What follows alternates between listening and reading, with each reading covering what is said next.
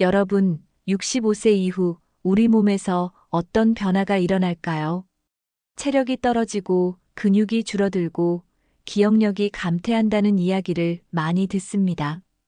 하지만 이것만이 전부일까요? 65세가 되면 우리가 예상하지 못했던 다양한 신체 변화가 시작됩니다. 예전에는 아무렇지 않았던 일도 더 힘들어지고 회복 속도도 느려집니다. 소화 기능이 약해지고 혈압과 혈당이 변하면서 건강 관리가 더욱 중요해집니다. 하지만 미리 대비하면 노화 속도를 늦추고 건강한 삶을 유지할 수 있습니다. 변화는 피할 수 없지만 대처하는 방법에 따라 삶의 질이 달라집니다. 그렇다면 65세 이후 우리 몸에서 어떤 변화가 일어나는지, 그리고 어떻게 관리해야 할지 알아보겠습니다.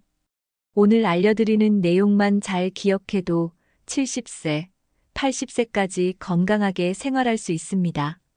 신체 변화를 이해하고 미리 준비하는 것이 건강한 노후를 위한 첫걸음입니다. 지금부터 하나씩 알아보겠습니다. 영상이 유익하다면 좋아요와 구독 부탁드립니다. 주변 분들과도 공유해서 함께 건강한 삶을 만들어 가세요. 시작합니다. 65세 이후에는 근육량이 빠르게 줄어듭니다. 젊을 때와 달리 근육이 쉽게 빠지고 회복 속도도 느려집니다. 근육이 줄어들면 신체 균형을 유지하기 어려워지고 낙상 위험이 커집니다. 특히 다리 근육이 약해지면서 걸음걸이가 느려지고 쉽게 피로를 느끼게 됩니다. 근육이 부족하면 신진대사가 떨어지고 체중 조절도 어려워집니다. 근육량 감소는 단순한 체력 저하가 아니라 노후 생활의 질을 결정하는 중요한 요소입니다. 근육이 적으면 신체 활동량이 줄어들고 이는 곧 건강 악화로 이어집니다. 근육을 유지하려면 꾸준한 운동이 필수입니다. 걷기만으로는 부족하고 근력 운동을 반드시 병행해야 합니다. 팔굽혀펴기, 스쿼트, 가벼운 아령 운동 등 간단한 근력 운동이 효과적입니다. 단백질 섭취도 중요합니다.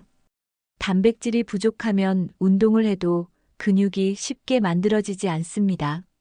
하루에 적절한 양의 단백질을 섭취하는 것이 근육 유지에 필수적입니다. 나이가 들어도 근육을 유지하는 것이 젊은 삶을 지속하는 핵심입니다. 지금부터라도 근력 운동과 단백질 섭취를 신경 써야 합니다. 65세 이후에는 관절이 약해지면서 통증이 점점 증가합니다. 연골이 닳고 뼈 사이에 쿠션 역할을 하는 조직이 줄어들기 때문입니다. 관절염이 생기면 계단을 오르내리거나 오래 서 있는 것이 힘들어집니다. 관절이 뻣뻣해지고 유연성이 떨어지면 일상생활에도 불편함을 느끼게 됩니다. 관절 건강을 유지하려면 적절한 운동과 영양 관리가 필요합니다. 걷기, 수영, 요가 같은 저충격 운동이 관절 건강에 도움이 됩니다. 무리한 운동보다는 관절에 부담을 주지 않는 운동을 선택하는 것이 중요합니다. 오메가3 지방산이 풍부한 음식은 관절 염증을 줄이는 데 효과적입니다. 연어, 견과류, 올리브 오일 같은 음식이 도움이 됩니다. 글루코사민과 콘드로이틴이 포함된 보충제도 관절 건강 유지에 도움이 될 수 있습니다. 체중 조절도 관절 건강에 중요한 요소입니다. 체중이 증가하면 무릎과 엉덩이 관절에 부담이 가중됩니다. 관절 건강을 유지하기 위해서는 꾸준한 스트레칭도 필수입니다. 유연성을 높이는 스트레칭을 매일 해주면 관절이 더 건강해집니다. 작은 습관의 변화만으로도 관절 통증을 줄이고 건강을 유지할 수 있습니다. 근육과 관절 건강을 유지하려면 꾸준한 운동이 필수입니다. 운동을 하면 혈액순환이 원활해지고 근육과 관절이 건강하게 유지됩니다. 걷기는 기본이지만 근력 운동과 병행해야 효과가 큽니다. 가벼운 아령을 들고 하는 운동은 상체 근육을 강화하는 데 도움이 됩니다. 스쿼트는 다리 근육을 강화하고 균형 감각을 유지하는 데 중요합니다. 요가는 관절 유연성을 높이고 몸의 균형을 잡는 데 도움이 됩니다. 스트레칭을 하면 관절이 뻣뻣해지는 것을 예방할 수 있습니다. 하루 30분씩 꾸준히 운동하는 것이 건강 유지의 핵심입니다. 너무 무리한 운동은 오히려 관절에 부담을 줄 수 있으니 주의해야 합니다. 운동 후에는 충분한 휴식을 취해 근육이 회복될 시간을 주어야 합니다. 규칙적인 운동을 하면 근육 손실을 줄이고 관절을 보호할 수 있습니다. 운동을 하면 골밀도가 증가해 골다공증 예방에도 도움이 됩니다. 근육이 유지되면 일상생활에서도 더 활기차게 움직일 수 있습니다.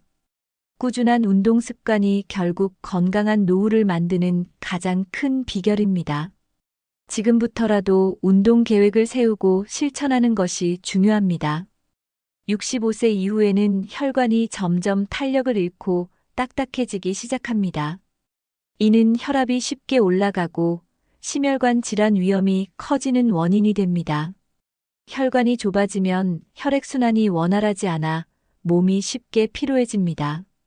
동맥 경화가 진행되면 심장마비나 뇌졸중 같은 심각한 질환이 발생할 수 있습니다.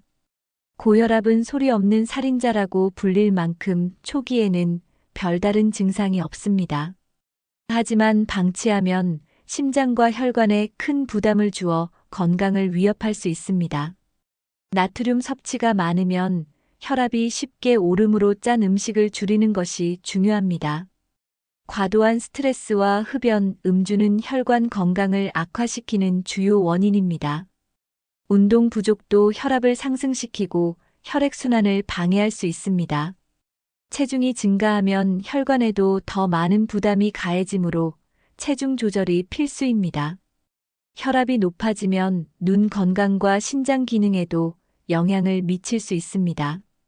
콜레스테롤 수치가 높아지면 혈관이 막혀 혈류 장애를 유발할 위험이 있습니다. 건강한 심장을 유지하려면 평소 혈압과 콜레스테롤을 꾸준히 관리해야 합니다. 혈관 건강을 유지하는 것이 결국 장수와 직결됩니다. 고혈압과 동맥 경화 예방을 위해 생활 습관을 개선하는 것이 필수적입니다. 혈액순환이 원활하지 않으면 손발이 차가워지는 증상이 나타날 수 있습니다. 뇌로 가는 혈액이 줄어들면 기억력 저하와 치매 위험이 증가할 수 있습니다. 혈류 장애는 다리 근육에도 영향을 미쳐 쉽게 피로를 느끼게 합니다. 혈액이 뭉쳐서 잘 순환되지 않으면 다리가 부어오르고 저리는 증상이 생길 수 있습니다. 심장에서 제대로 혈액을 공급받지 못하면 가슴 두근거림이나 숨 가쁨이 나타날 수 있습니다. 혈류가 막히면 피부 탄력이 떨어지고 노화가 더 빨리 진행됩니다. 혈관이 좁아지면 신장 기능이 저하되어 몸속 노폐물이 배출되지 않을 수도 있습니다. 혈압이 높으면 작은 혈관이 손상되면서 눈 건강에도 영향을 줄 수 있습니다. 동맥 경화가 심하면 뇌졸중이나 심근경색 같은 치명적인 질환으로 이어질 수 있습니다. 혈액순환이 좋지 않으면 면역력도 떨어져 감염에 취약해질 수 있습니다. 혈관 건강은 전체적인 신체 기능에 영향을 미치는 중요한 요소입니다. 평소 혈압을 체크하고 건강한 혈액순환을 유지하는 것이 중요합니다. 꾸준한 운동과 건강한 식습관이 혈류 개선에 큰 도움을 줍니다. 따뜻한 물을 자주 마시고 몸을 따뜻하게 유지하는 것도 혈액순환을 돕는 방법입니다. 혈액순환이 원활하면 몸이 가벼워지고 에너지가 넘치는 느낌을 받을 수 있습니다. 심혈관 건강을 유지하려면 올바른 식습관이 필수입니다. 나트륨이 많은 음식은 혈압을 올릴 수 있으므로 싱겁게 먹는 것이 좋습니다. 오메가3가 풍부한 연어, 고등어 같은 생선을 섭취하면 혈관 건강에 도움이 됩니다.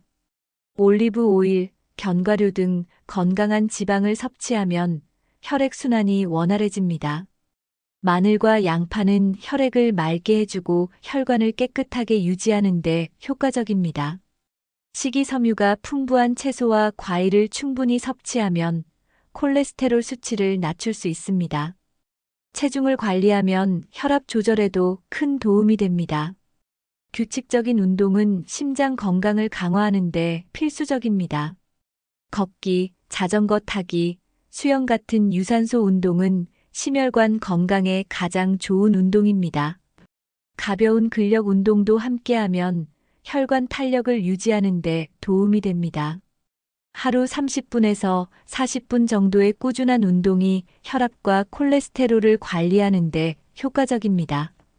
너무 격한 운동보다는 꾸준히 할 수 있는 운동을 선택하는 것이 중요합니다.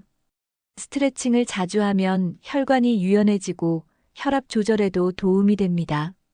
평소 스트레스를 관리하는 것도 심혈관 건강에 영향을 줍니다. 건강한 심장을 유지하는 것이 곧 노후 건강을 지키는 길입니다. 65세 이후에는 위와 장의 기능이 약해지면서 소화력이 저하됩니다. 위산 분비가 줄어들어 음식물이 제대로 소화되지 않는 경우가 많습니다. 위장이 약해지면 단백질과 칼슘 같은 영양소 흡수율도 감소합니다. 탄수화물과 지방을 소화하는 능력도 저하되어 복부 팽만감이 자주 발생할 수 있습니다. 소화 기능이 떨어지면 음식 섭취량이 줄어들어 영양 불균형이 발생할 수 있습니다. 위산이 줄어들면 위장 내 세균이 쉽게 증식하여 소화불량을 유발할 수 있습니다. 식사를 너무 빨리 하면 위에 부담이 가고 소화장애가 생길 가능성이 높아집니다. 기름진 음식이나 가공식품을 많이 섭취하면 위장이 더 무거워지고 소화가 어려워집니다.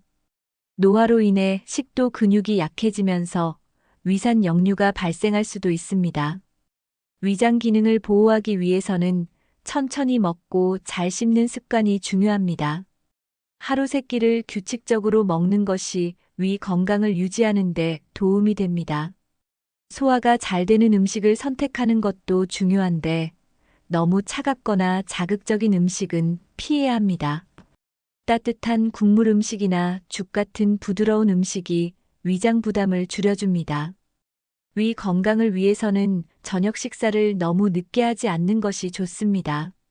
식습관을 조금만 바꿔도 소화 기능 저하로 인한 불편함을 크게 줄일 수 있습니다. 65세 이후에는 장의 운동 기능도 감소하면서 변비가 생길 가능성이 높아집니다. 장내 유익균이 줄어들면 소화 기능이 약해지고 면역력도 떨어질 수 있습니다.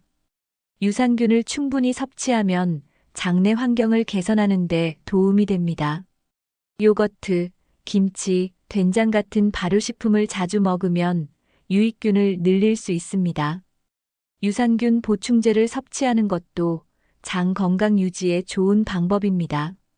장 운동을 활성화하려면 충분한 식이섬유를 섭취하는 것이 필수적입니다. 식이섬유가 풍부한 음식으로는 현미, 고구마, 귀리, 브로콜리, 해조류 등이 있습니다. 식이섬유는 장 운동을 촉진하고 변비 예방에 효과적입니다. 물을 충분히 마시면 장 내 노폐물이 원활하게 배출될 수 있습니다. 가공식품을 많이 섭취하면 장 내 유익균이 줄어들고 변비가 심해질 수 있습니다. 장 건강을 위해서는 하루 최소 6잔에서 8잔의 물을 섭취하는 것이 좋습니다. 지나치게 기름진 음식은 장 운동을 둔화시켜 변비를 악화시킬 수 있습니다. 하루 30분 정도 가벼운 걷기를 하면 장 운동이 활발해집니다. 식습관과 생활 습관을 조절하면 장 건강을 유지하고 소화 불편을 줄일 수 있습니다.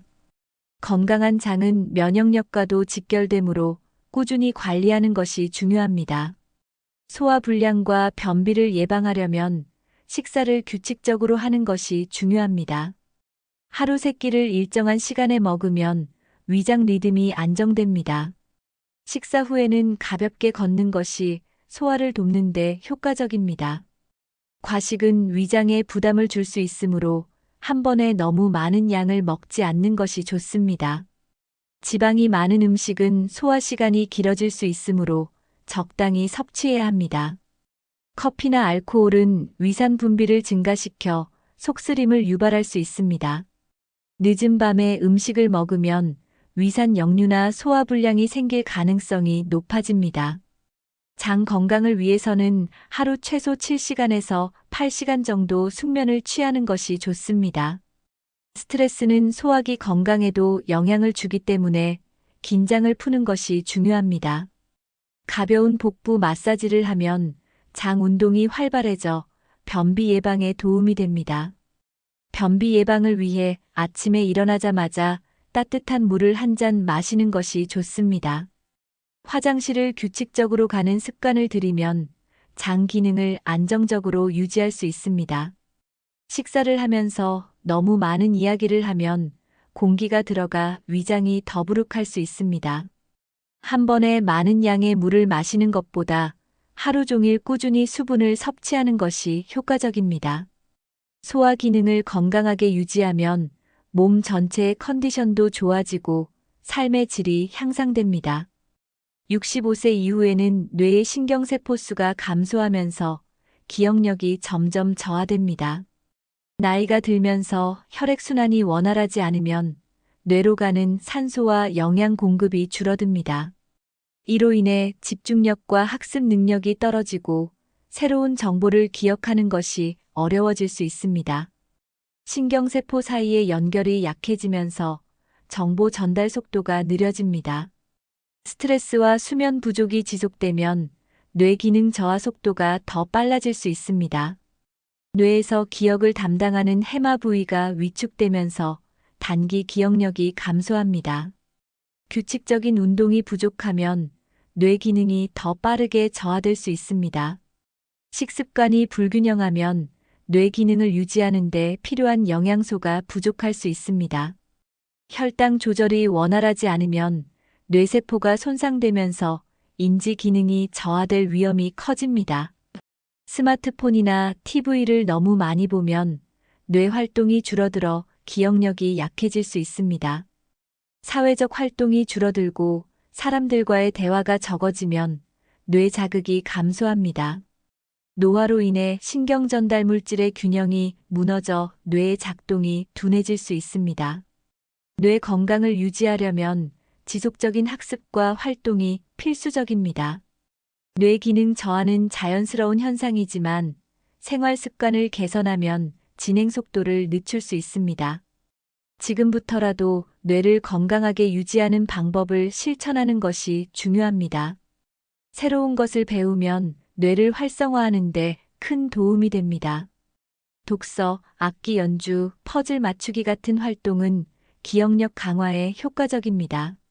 손을 자주 사용하는 활동은 뇌를 자극하고 기억력을 유지하는 데 도움을 줍니다. 매일 신문이나 책을 읽고 새로운 단어를 외우는 습관을 들이면 뇌가 활발해집니다. 외국어나 새로운 기술을 배우면 뇌의 신경 연결이 더욱 강화됩니다. 규칙적인 운동은 뇌 혈류를 증가시켜 기억력 감퇴를 늦추는 데 효과적입니다. 특히 걷기나 수영 같은 유산소 운동이 뇌 건강에 긍정적인 영향을 줍니다. 음악을 듣거나 노래를 부르는 것도 뇌를 자극하는 좋은 방법입니다. 사람들과의 대화는 기억력을 유지하는 데 중요한 역할을 합니다. 매일 일기를 쓰거나 간단한 메모를 남기는 습관이 기억력을 높이는 데 도움이 됩니다. 건강한 식습관을 유지하면 뇌 기능을 더욱 효과적으로 보호할 수 있습니다. 명상이나 요가 같은 활동은 스트레스를 줄이고 뇌를 안정시키는 역할을 합니다. 충분한 수면을 취하면 기억력과 집중력이 향상됩니다. 스트레스를 줄이고 긍정적인 사고방식을 가지는 것이 뇌 건강을 유지하는 데 중요합니다. 지금부터라도 뇌를 자극하는 활동을 실천해 보세요. 치매를 예방하려면 뇌를 꾸준히 사용하고 자극하는 것이 중요합니다. 숫자 계산이나 암기 같은 간단한 두뇌 운동을 꾸준히 하면 뇌 기능이 유지됩니다. 매일 10분에서 15분 정도 퍼즐을 풀거나 퀴즈를 푸는 것도 치매 예방에 도움이 됩니다. 가족이나 친구들과 대화를 많이 나누면 뇌를 더욱 활발하게 사용할 수 있습니다. 뇌 건강을 위해서는 비타민 B군, 오메가3, 항산화 물질이 풍부한 음식을 섭취하는 것이 좋습니다. 등 푸른 생선, 견과류, 녹황색 채소는 뇌 건강을 유지하는 데 필수적인 영양소를 포함하고 있습니다. 블루베리와 같은 항산화 식품은 뇌세포를 보호하고 기억력을 높이는 데 효과적입니다. 충분한 수분 섭취는 뇌 기능을 원활하게 유지하는 데 중요한 역할을 합니다. 지나친 당 섭취는 뇌 기능을 저하시킬 수 있으므로 설탕이 많은 음식은 피해야 합니다. 가공식품이나 트랜스 지방이 많은 음식은 뇌 건강을 해칠 수 있으므로 주의해야 합니다. 정기적인 건강 검진을 통해 혈압과 혈당을 관리하는 것이 치매 예방에 중요합니다. 매일 일정한 수면 패턴을 유지하면 뇌가 충분히 회복될 수 있습니다. 스트레스를 줄이는 것도 뇌 건강을 지키는 중요한 요소입니다. 치매 예방을 위해 생활 속에서 작은 두뇌 운동을 꾸준히 실천하는 것이 중요합니다. 오늘부터라도 뇌 건강을 위한 실천을 시작해 보세요. 65세 이후에는 남녀 모두 호르몬 변화가 뚜렷하게 나타납니다. 여성은 에스트로겐 감소로 인해 피부 탄력이 떨어지고 골밀도가 약해집니다. 남성은 테스토스테론 감소로 인해 근육량이 줄어들고 에너지가 감소할 수 있습니다. 호르몬 변화는 단순한 신체 변화뿐만 아니라 감정과 대사에도 영향을 줍니다. 에스트로겐이 감소하면 혈관 건강이 약해지고 심혈관 질환 위험이 높아집니다. 테스토스테론이 줄어들면 근력 저하뿐만 아니라 집중력과 기억력도 떨어질 수 있습니다. 호르몬 변화로 인해 체지방이 증가하고 복부 비만이 쉽게 발생할 수 있습니다. 감정 기복이 심해지고 스트레스에 대한 반응이 민감해지는 것도 호르몬 변화의 영향입니다. 골다공증 위험이 높아지므로 칼슘과 비타민 D 섭취가 필수적입니다. 남성의 경우 테스토스테론이 줄어들면 활력이 저하되고 무기력감을 느낄 수 있습니다. 여성은 폐경 이후 안면, 홍조나 수면 장애 같은 증상을 경험할 가능성이 큽니다. 호르몬 변화는 자연스러운 과정이지만 적절한 생활 습관으로 조절할 수 있습니다. 규칙적인 운동은 호르몬 균형을 유지하는 데 중요한 역할을 합니다. 건강한 식단과 충분한 영양소 섭취가 호르몬 변화를 완화하는 데 도움이 됩니다. 호르몬 변화를 이해하고 대비하는 것이 건강한 노년을 위한 필수 요소입니다. 65세 이후에는 감정 변화가 심해지는 경우가 많습니다. 호르몬 변화로 인해 뇌에서 감정을 조절하는 기능이 약해질 수 있습니다. 에스트로겐과 테스토스테론은 기분을 조절하는 신경전달 물질에도 영향을 줍니다. 호르몬이 줄어들면 불안감이 커지고 감정 기복이 심해질 가능성이 있습니다.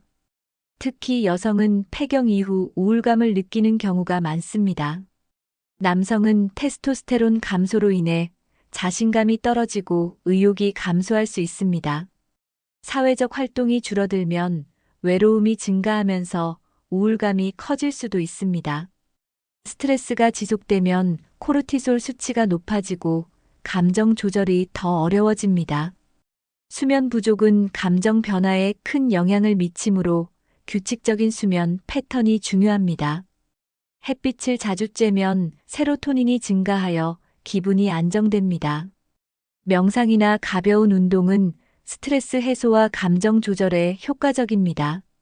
사람들과의 대화와 교류는 기분을 긍정적으로 유지하는 데 도움을 줍니다.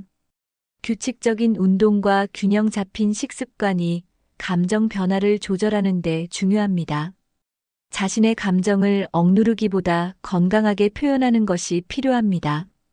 기분 변화를 자연스럽게 받아들이고 건강한 방법으로 조절하는 것이 중요합니다. 호르몬 균형을 유지하려면 생활 습관을 꾸준히 관리하는 것이 중요합니다. 단백질이 풍부한 음식을 섭취하면 호르몬 생성에 도움이 됩니다.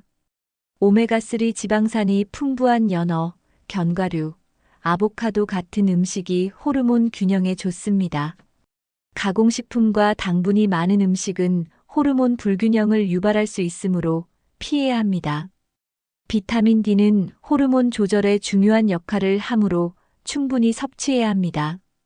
햇빛을 자주 쬐면 비타민 D 생성이 촉진되고 기분도 좋아질 수 있습니다. 지나친 다이어트는 호르몬 균형을 깨뜨릴 수 있으므로 영양소를 골고루 섭취하는 것이 중요합니다. 스트레스를 줄이면 코르티솔 수치가 안정되고 호르몬 균형이 유지됩니다. 명상이나 요가는 신체와 마음을 안정시키고 호르몬 균형을 잡는 데 도움이 됩니다. 적절한 운동은 성장 호르몬과 테스토스테론 분비를 촉진합니다. 규칙적인 수면 습관을 유지하면 호르몬 균형이 더욱 안정됩니다. 충분한 수면을 취하면 멜라토닌과 성장 호르몬이 정상적으로 분비됩니다. 지나친 카페인 섭취는 호르몬 균형을 방해할 수 있으므로 적당한 양을 유지해야 합니다. 정기적인 건강 검진을 통해 호르몬 수치를 체크하는 것이 필요합니다.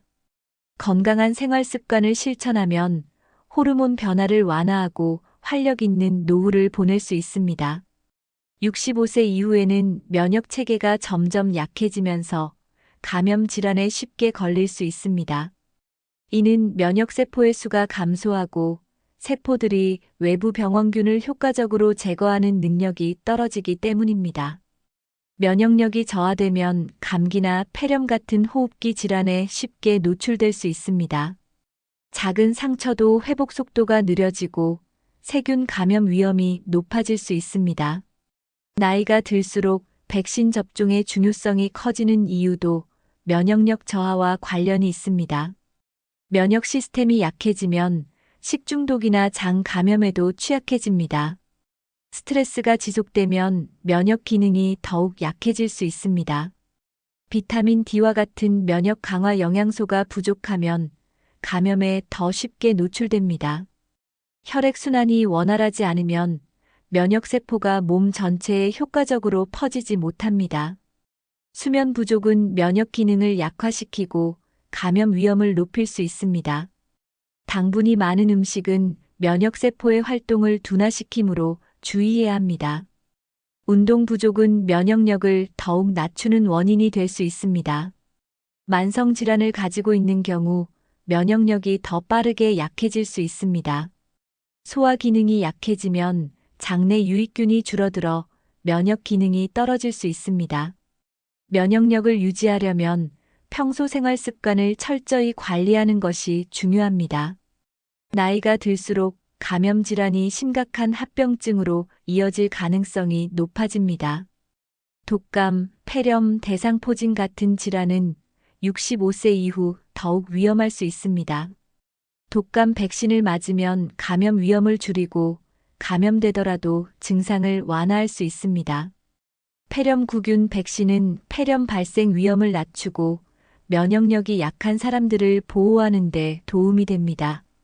대상포진 백신을 맞으면 신경통을 예방하고 통증을 줄이는 데 효과적입니다. 코로나19나 기타 바이러스 감염 예방을 위해 정기적인 백신 접종이 필요합니다. 백신 접종은 면역력을 보강하는 가장 효과적인 방법 중 하나입니다. 정기적으로 의사와 상담하여 필요한 백신을 확인하고 접종하는 것이 중요합니다. 백신을 맞으면 면역 반응이 활성화되어 바이러스와 싸우는 능력이 향상됩니다. 일부 백신은 한 번만 맞아도 되고 일부는 주기적으로 접종해야 합니다. 백신 접종 후 가벼운 부작용이 있을 수 있지만 감염 예방 효과가 훨씬 큽니다. 백신을 맞지 않으면 감염되었을 때 증상이 더 심해질 가능성이 큽니다. 예방접종을 하면 본인뿐만 아니라 주변 사람들의 건강도 보호할 수 있습니다. 건강한 노후를 위해서는 예방접종을 적극적으로 활용해야 합니다. 지금까지 백신을 맞지 않았다면 병원에 방문하여 필요한 예방접종을 확인해 보세요. 면역력을 높이기 위해서는 영양소가 풍부한 균형 잡힌 식사를 하는 것이 중요합니다. 비타민C가 풍부한 감귤류 과일, 키위, 피망 같은 음식은 면역력을 강화하는 데 도움이 됩니다. 마늘과 양파에는 항균 성분이 있어 면역 기능을 향상시킵니다. 녹황색 채소는 항산화 효과가 있어 면역세포를 활성화시키는 역할을 합니다. 프로바이오틱스가 풍부한 요거트나 김치는 장 건강을 개선하고 면역력을 높이는 데 효과적입니다. 충분한 단백질 섭취는 면역세포 생성에 중요한 역할을 합니다. 오메가3 지방산이 풍부한 연어, 견과류, 들기름은 염증을 줄이고 면역 기능을 강화하는 데 좋습니다. 물을 충분히 마시면 체내 독소가 배출되고 혈액순환이 원활해져 면역력이 향상됩니다. 규칙적인 운동은 면역세포를 활성화하고 혈액순환을 원활하게 합니다. 하루 30분에서 40분 정도 가벼운 유산소 운동을 하면 면역력이 높아질 수 있습니다. 수면 부족은 면역 기능을 약화시키므로 하루 7시간에서 8시간 정도 충분히 자는 것이 중요합니다. 스트레스를 관리하면 코르티솔 수치가 안정되고 면역 체계가 강화됩니다. 흡연과 과도한 음주는 면역력을 낮추는 주요 원인이므로 피해야 합니다. 자연에서 시간을 보내면 면역 기능이 향상되고 정신 건강에도 긍정적인 영향을 줍니다. 작은 생활 습관만 바꿔도 면역력을 높이고 건강한 삶을 유지할 수 있습니다. 오늘 알려드린 6가지 신체 변화를 이해하면 65세 이후 건강을 지키는 데 큰 도움이 됩니다. 근육과 관절 건강, 심혈관 관리, 소화기 기능 유지, 뇌 건강, 호르몬 균형, 면역력 강화까지. 이 6가지만 꾸준히 관리해도 노후의 삶이 훨씬 활기차고 건강해질 수 있습니다. 중요한 것은 변화를 두려워하지 않고 적극적으로 대비하는 것입니다. 여러분은 지금까지 어떤 건강관리 습관을 실천하고 계신가요? 가장 먼저 실천해보고 싶은 습관이 있다면 댓글로 공유해주세요. 이 영상이 도움이 되셨다면 좋아요와 구독, 그리고 주변 분들과 공유해주세요. 건강한 노후를 위해 지금부터라도 작은 실천을 시작해보세요. 끝까지 함께 해주셔서 감사합니다.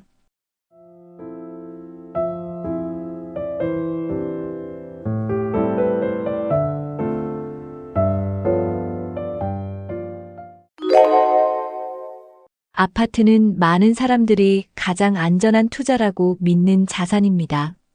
그래서 많은 분들이 노후를 위해 모든 자산을 아파트에 투자하기도 하죠. 하지만 이런 선택이 오히려 노후를 위태롭게 만들 수 있다는 사실을 알고 계신가요?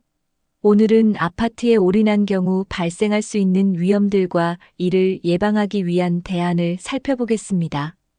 끝까지 시청하셔서 노후를 더 안정적으로 준비하는 방법을 함께 고민해 보세요. 1. 자산의 유동성 부족. 아파트는 쉽게 현금화하기 어려운 자산. 아파트는 대표적인 고정 자산으로 쉽게 현금화하기 어려운 특징을 가지고 있습니다. 급하게 자금이 필요한 상황이 생기면 아파트를 매각하기까지 오랜 시간이 걸릴 수 있습니다. 부동산 시장 상황에 따라 원하는 시점에 적절한 가격으로 팔리지 않을 가능성도 높습니다. 또한 매각 과정에서 발생하는 중개 수수료, 세금 등은 자산 가치를 더 감소시킵니다. 이런 유동성 부족은 의료비나 갑작스러운 생활비가 필요한 노년층에게 큰 부담이 될 수 있습니다. 특히 노후에는 예기치 못한 일이 자주 발생하므로 즉시 사용할 수 있는 현금성 자산이 반드시 필요합니다. 따라서 자산의 유동성을 확보하는 것은 안정적인 노후를 위한 필수 조건입니다. 급하게 자금이 필요할 때의 한계. 노후에는 의료비, 생활비, 자녀 지원금 등 갑작스러운 지출이 필요한 경우가 많습니다. 하지만 아파트에 모든 자산이 묶여 있다면 이런 상황에서 즉시 자금을 확보하기가 어렵습니다. 아파트를 담보로 대출을 받을 수 있지만 은퇴 후에는 소득이 부족해 대출 심사에 통과하지 못할 가능성이 큽니다. 또한 대출은 이자를 부담해야 하기 때문에 장기적으로 더 큰 재정적 압박을 줄 수 있습니다. 이런 상황은 노후의 삶을 더 불안정하게 만들고 자금 부족으로 인해 기본적인 생활조차 위협받을 수 있습니다. 결국 유동성이 낮은 자산에 의존하는 것은 위험한 선택이 될 수 있습니다. 현금을 활용할 수 있는 자산을 일부라도 보유하는 것이 현명한 대안이 됩니다. 2. 변동하는 부동산 시장의 위험성. 부동산 가격 하락으로 인한 자산 손실 가능성. 부동산은 안정적인 자산처럼 보이지만 실제로는 시장 상황에 따라 크게 변동될 수 있습니다. 지역 경제나 정책 변화에 따라 아파트 가격이 하락하면 노후를 위한 주요 자산의 가치는 급격히 감소할 수 있습니다. 특히 아파트의 모든 자산을 올인한 경우 자산의 가치 하락은 곧 재정적인 위기를 의미합니다. 부동산 시장은 예측하기 어려운 변수가 많아 한순간의 하락이 큰 손실로 이어질 수 있습니다. 이런 상황은 아파트를 매각하려는 시점에 더 심각해질 수 있습니다.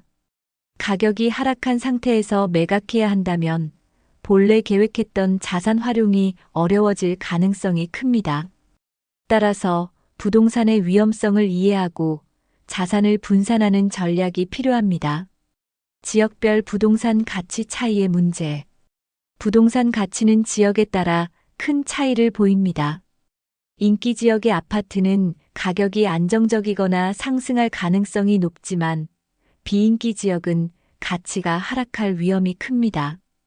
특히 인구 감소나 도시 외곽 지역의 경우 부동산 수요가 줄어들면서 가격이 급락할 수 있습니다. 이런 지역에 올인한 경우 자산의 가치가 지속적으로 감소해 노후의 재정적 안정성을 위협할 수 있습니다. 또한 특정 지역의 인프라가 변화하거나 재개발이 지연되면 예상했던 자산 가치 상승이 이루어지지 않을 가능성도 있습니다. 이런 문제는 지역 선택과 시장 분석의 중요성을 다시 한번 강조합니다. 다양한 지역과 자산 형태로 분산 투자하는 것이 안전한 노후를 준비하는 데 필수적입니다. 경제 위기와 부동산 시장의 불확실성. 경제 위기는 부동산 시장에 직접적인 영향을 미칩니다. 금리 인상, 경기 침체, 정책 변화 등은 부동산 가격 하락의 주요 요인이 될 수 있습니다. 경제 위기가 닥쳤을 때 부동산 시장은 거래량이 줄어들고 가격이 급격히 떨어질 수 있습니다. 특히 노후에 들어서면 재정적 여유가 부족하기 때문에 이런 시장 변화에 대응하기가 어렵습니다. 아파트에 올인한 경우 경제 위기의 영향을 그대로 받을 수밖에 없어 노후의 삶이 불안정해질 수 있습니다. 경제 위기 상황에서도 안정적으로 자산을 유지할 수 있는 유동성 높은 자산의 중요성이 부각됩니다. 부동산 외에도 다양한 자산 포트폴리오를 구성하는 것이 불확실성을 줄이는 방법입니다. 3. 소득 없이 자산만 있는 노후의 불안정성. 은퇴 후 고정 수입 없이 자산만 보유한 상황. 은퇴 후에는 고정적인 소득원이 사라지기 때문에 노후 생활의 기반은 보유 자산에서 나옵니다. 하지만 아파트와 같은 고정 자산만 보유한 경우 실제로 생활비로 사용할 수 있는 자금이 부족해질 수 있습니다.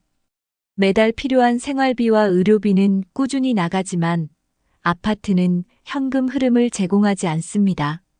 결국 자금을 마련하기 위해 아파트를 매각하거나 대출을 선택해야 하는데 이는 또 다른 부담으로 작용할 수 있습니다.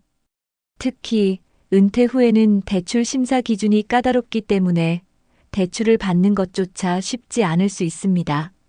소득 없이 자산만 있는 상태는 재정적 불안을 지속적으로 느끼게 만들며 삶의 질을 낮추는 결과로 이어질 수 있습니다. 노후에는 고정 수입과 현금 흐름을 보장할 수 있는 자산 구조를 마련하는 것이 중요합니다. 유지비와 세금 부담이 자산 가치를 갉아먹는 현실. 아파트는 단순히 보유하는 것만으로도 지속적인 비용이 발생하는 자산입니다. 관리비, 재산세, 그리고 때로는 종합부동산세까지 다양한 비용이 정기적으로 지출됩니다. 이러한 유지비와 세금은 고정소득이 없는 은퇴자들에게 큰 재정적 부담으로 다가옵니다. 특히 아파트 가치가 높아질수록 세금 부담도 커지는데, 이는 실제로 사용 가능한 자금이 더 줄어든다는 의미입니다. 만약 추가적인 수입 없이 이 비용을 감당해야 한다면 결국 다른 자산을 매각하거나 생활 수준을 낮추어야 할 상황에 처할 수 있습니다. 이와 같은 상황은 노후 생활의 안정성을 심각하게 위협합니다. 따라서 아파트를 보유하면서 발생하는 비용에 대한 철저한 계획과 대비가 필요합니다. 생활비 부족으로 자산 매각의 압박. 아파트에 올인한 경우 생활비가 부족해지면 결국 자산 매각을 고려할 수밖에 없습니다. 하지만 부동산 시장 상황이 좋지 않을 때 매각하려고 하면 적정 가격을 받지 못할 가능성이 높습니다. 게다가 매각에는 시간이 걸리기 때문에 즉시 자금을 확보하기가 어렵습니다. 이로 인해 필요한 순간에 적절히 대처하지 못해 재정적 어려움이 더 심화될 수 있습니다. 일부는 자산을 매각하지 못한 채 대출로 생활비를 충당하려 하지만 이는 또 다른 부채 문제로 이어질 수 있습니다. 생활비 부족 상황에서 자산 매각의 압박은 은퇴자의 심리적 스트레스를 가중시키며 노후의 질을 심각하게 떨어뜨립니다. 이런 문제를 예방하려면 현금화가 가능한 자산을 병행해 보유하는 전략이 필수적입니다. 4. 주거와 재테크 혼동의 위험. 주거를 자산으로만 바라본 잘못된 접근. 아파트는 기본적으로 주거 공간이지만 이를 재테크 수단으로만 바라보는 시각이 문제를 초래할 수 있습니다. 주거는 안정적인 생활을 위한 기본 조건으로 가격 변동에 지나치게 의존할 경우 삶의 안정성이 흔들릴 수 있습니다. 아파트를 자산으로만 간주하면 생활의 질보다는 시장 가치에 집착하게 되어 불필요한 스트레스를 유발합니다.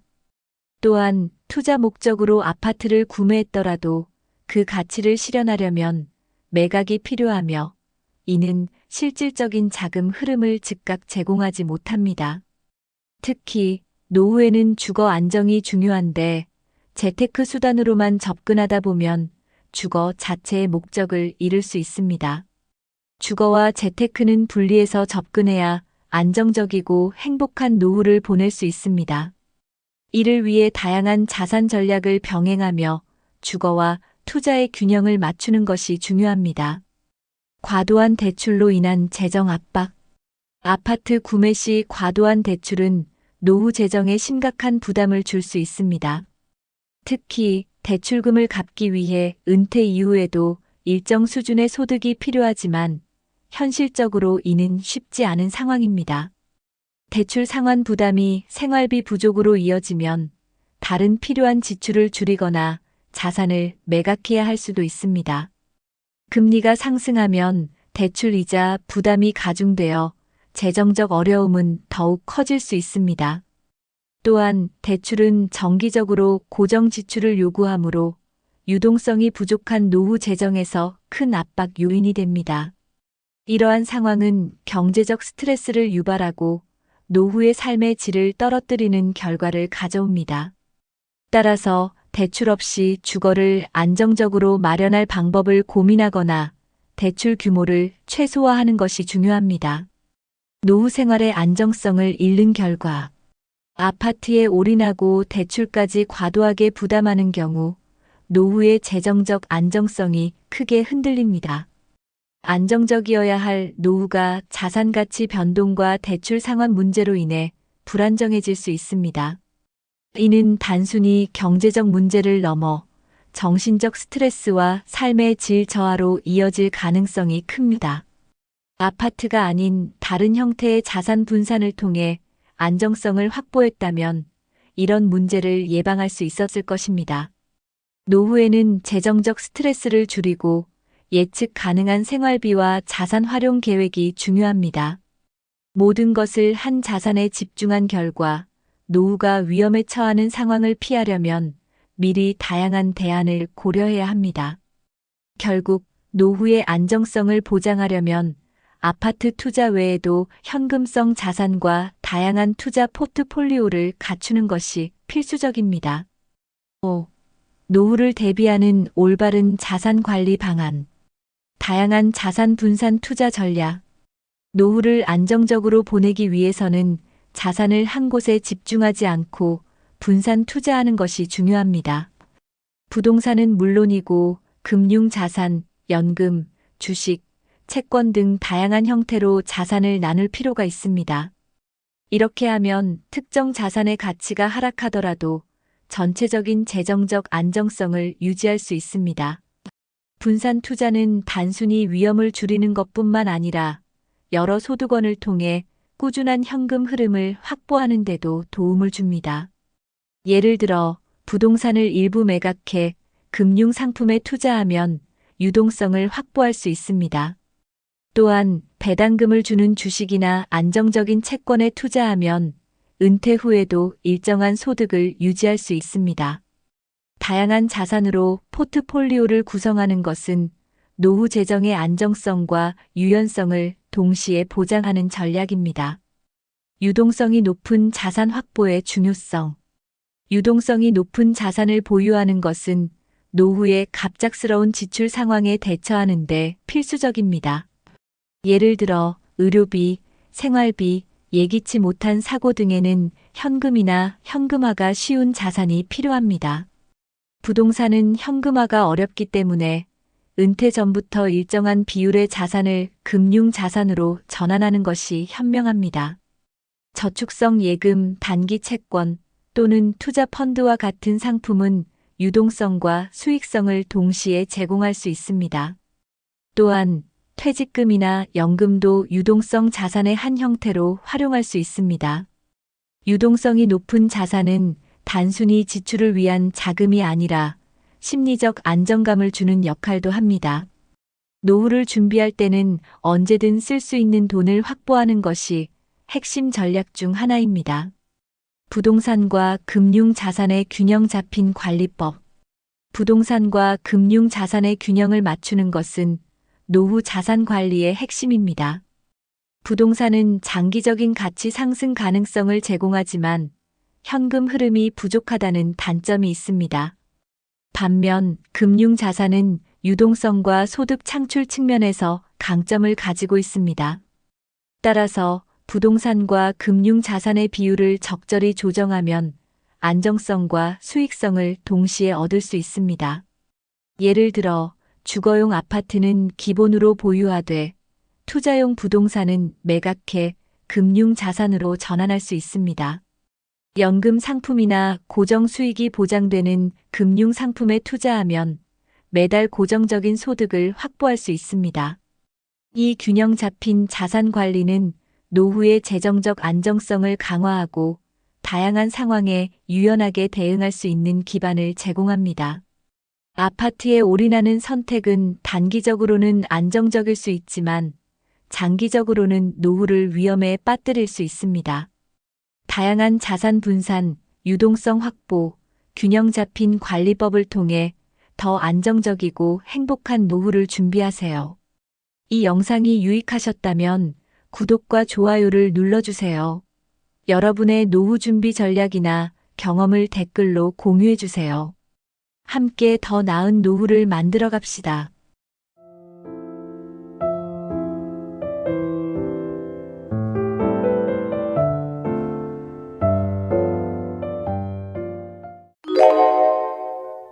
대한민국의 80대 여성 노인들 중 상당수가 비슷한 어려움을 겪고 있다는 사실을 알고 계신가요?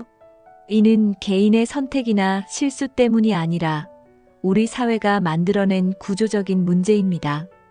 경제적 어려움, 신체적 건강 악화, 사회적 고립 등 다양한 문제가 얽혀 있습니다.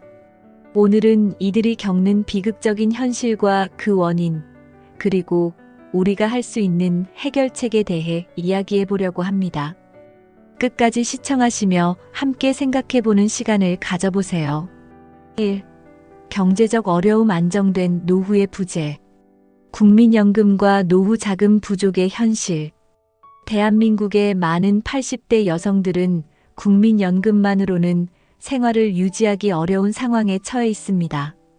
젊은 시절 경제활동에 참여하지 못한 경우가 많아 연금 수급액이 턱없이 적기 때문입니다.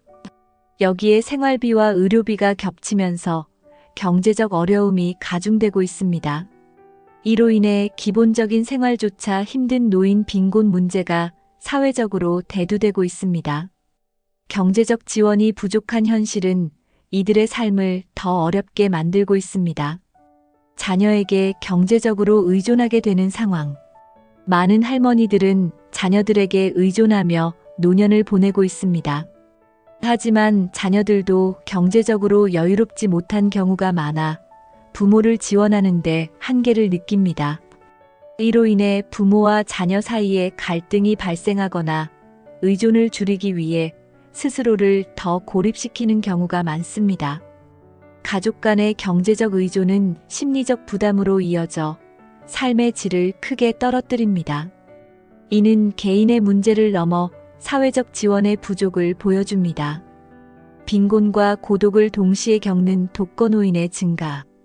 대한민국에서 독거노인의 수가 점점 증가하고 있습니다. 특히 80대 여성 노인들은 배우자를 잃은 후 혼자 살아가는 경우가 많습니다. 빈곤과 고독이 동시에 찾아오면 삶의 의욕을 잃고 심리적 불안과 우울증을 겪을 가능성이 커집니다. 경제적 어려움과 더불어 외로움까지 감당해야 하는 상황은 이들의 건강에도 부정적인 영향을 미칩니다. 이는 단순히 개인의 문제가 아니라 노년기의 사회적 안전망이 부족하다는 것을 보여줍니다. 2. 신체적 건강 악화와 의료비 부담. 노화로 인한 만성 질환의 증가. 80대 여성 노인들은 만성 질환을 앓는 경우가 많습니다. 고혈압, 당뇨, 관절염 같은 질병은 나이가 들수록 자연스러운 일이지만 이들의 삶의 질을 크게 저하시킵니다. 만성 질환은 지속적인 관리와 치료가 필요하지만 의료비 부담 때문에 치료를 포기하는 경우도 많습니다.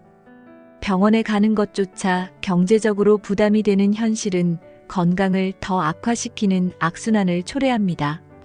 이는 단순히 개인의 건강 문제가 아니라 사회적 지원 체계의 부족을 드러냅니다. 병원 방문과 약물 비용이 가중되는 현실. 병원을 자주 찾아야 하는 노인들에게 의료비는 큰 부담으로 작용합니다. 약물 비용이 매달 늘어나면서 다른 생활비를 줄여야 하는 상황이 발생하기도 합니다.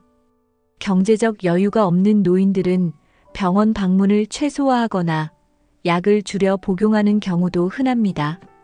이는 병을 더 악화시키고 더 큰 의료비를 초래하는 악순환으로 이어집니다. 건강관리가 어려운 현실은 노인의 삶을 더욱 힘겹게 만듭니다. 의료비 부담으로 인해 적절한 치료를 받지 못하는 상황. 의료비가 부담스러운 노인들은 질병이 악화되기 전 필요한 치료를 포기하는 경우가 많습니다. 간단한 검진조차 받지 못해 질병이 조기에 발견되지 않고 이후 더 심각한 상태로 진행되기도 합니다. 특히 만성질환이나 암과 같은 중증 질환은 정기적인 치료가 필수지만 비용 부담으로 인해 치료를 미루거나 중단하는 사례가 많습니다. 경제적인 이유로 병원을 가지 못하는 현실은 노년기의 건강과 생존율을 크게 위협합니다. 이는 개인의 삶의 질뿐 아니라 사회 전반의 복지 문제를 다시 한번 고민하게 만듭니다. 3. 사회적 고립과 외로움. 가족과의 관계 단절, 독거노인의 증가. 가족과의 관계가 단절된 독거노인의 수가 매년 증가하고 있습니다. 특히 자녀들이 바쁜 생활 속에서 부모를 돌볼 여유가 없거나 경제적 부담으로 부모와의 접촉이 줄어드는 경우가 많습니다. 이러한 상황은 노년기의 외로움을 심화시키고 정서적 고립을 초래합니다. 부모 입장에서 자녀에게 부담이 되고 싶지 않아 스스로 관계를 끊는 경우도 있어 문제가 더 복잡해집니다. 결국 이러한 고립은 정신적 건강을 악화시키고 심리적 고통을 동반하게 됩니다. 친구나 동료의 부재로 인한 정서적 고립. 80대 여성 노인들은 나이가 들수록 친구와 동료를 잃는 경험을 하게 됩니다. 이로 인해 자신의 이야기를 나눌 사람이나 감정을 공유할 상대가 점점 줄어듭니다. 정서적 교류가 부족하면 삶의 만족도는 물론이고 건강 상태에도 부정적인 영향을 미칩니다. 고립된 생활을 이어가면서 우울증이나 불안감을 겪는 경우가 많아집니다. 이런 정서적 고립은 단순히 외로움을 넘어 신체 건강에도 악영향을 미칠 수 있습니다. 외로움이 정신적, 신체적 건강에 미치는 영향. 외로움은 단순히 마음의 문제로 끝나지 않습니다. 연구에 따르면 지속적인 외로움은 우울증, 불안감 같은 정신 건강 문제를 초래하며 심장병과 같은 신체적 질병의 위험도 증가시킵니다. 외로움이 신체에 미치는 영향은 흡연과 같은 수준으로 치명적이라는 연구 결과도 있습니다. 사회적 교류가 줄어들면 신체 활동도 감소하고 생활의 의욕을 잃게 되는 악순환이 발생합니다. 결국 외로움은 정신적, 신체적 건강을 모두 위협하며 노년기의 삶의 질을 크게 저하시킵니다. 4. 노인 복지 시스템의 한계. 기초연금과 복지 서비스의 부족. 대한민국의 기초연금은 많은 노인들에게 큰 도움을 주고 있지만 여전히 부족한 수준입니다. 기본적인 생활비를 충당하기에 턱없이 부족한 금액으로 인해 빈곤 문제를 근본적으로 해결하지 못하고 있습니다. 복지 서비스도 충분히 확대되지 않아 많은 노인들이 도움을 받지 못하고 사각지대에 놓여 있습니다. 특히 농어촌이나 소외된 지역에 거주하는 노인들은 복지 혜택에 접근하기가 더 어렵습니다. 이런 한계는 노년기 삶의 질을 낮추는 주요 요인이 되고 있습니다. 노인 돌봄 공백으로 인한 문제점. 노인 돌봄 서비스는 필요성이 점점 커지고 있지만 공급은 여전히 수요를 따라가지 못하고 있습니다. 요양시설이나 방문 간호 서비스는 제한적이고 돌봄 인력도 부족한 상황입니다. 가족 내에서 돌봄을 전담해야 하는 경우가 많지만 가족들도 경제적 정서적 부담을 감당하기 어렵습니다. 돌봄 공백으로 인해 많은 노인들이 적절한 보살핌을 받지 못하고 고립된 채로 지내는 경우가 많습니다. 이는 노인의 건강과 안전을 위협하며 사회적 문제로 이어지고 있습니다. 제도 개선과 사회적 관심의 필요성. 노인 복지 문제는 단순히 개인이나 가족의 책임으로 돌릴 수 없습니다. 국가와 사회가 함께 해결해야 할 과제로 보다 실질적인 제도 개선이 필요합니다. 기초연금을 현실적인 수준으로 인상하고 노인 돌봄 서비스의 인프라를 확대해야 합니다.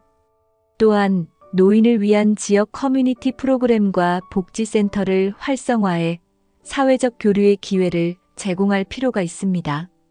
사회 구성원 모두가 노인의 삶에 관심을 가지고 함께 문제를 해결하려는 노력이 중요합니다. 5. 비극을 극복하기 위한 방법과 제안. 개인이 준비할 수 있는 현실적인 노후 대책. 80대 여성들이 겪는 어려움을 줄이기 위해서는 개인적인 준비도 중요합니다. 경제적으로는 가능한 한 자산을 미리 관리하고 연금을 비롯한 노후 대비 상품을 활용하는 것이 필요합니다.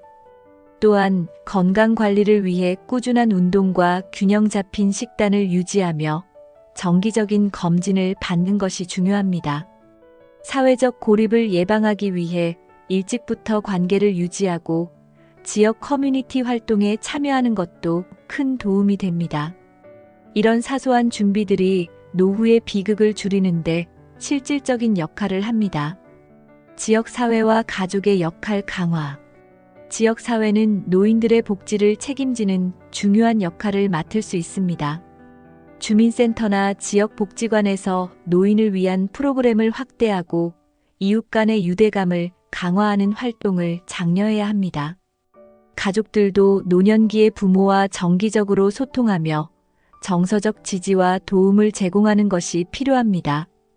특히 자녀 세대가 부모를 경제적으로만 의존하는 대상으로 보지 않고 정서적 관계를 유지하는 데 더 신경을 써야 합니다. 지역사회와 가족의 역할은 노년기를 더 따뜻하고 안정적으로 만들어줄 수 있습니다. 정부와 민간 차원의 제도적 개선 방안. 정부는 노인 복지를 강화하기 위해 더 적극적인 정책을 시행해야 합니다. 예를 들어 기초연금을 현실적인 수준으로 인상하고 의료비 지원 프로그램을 확대하는 것이 필요합니다.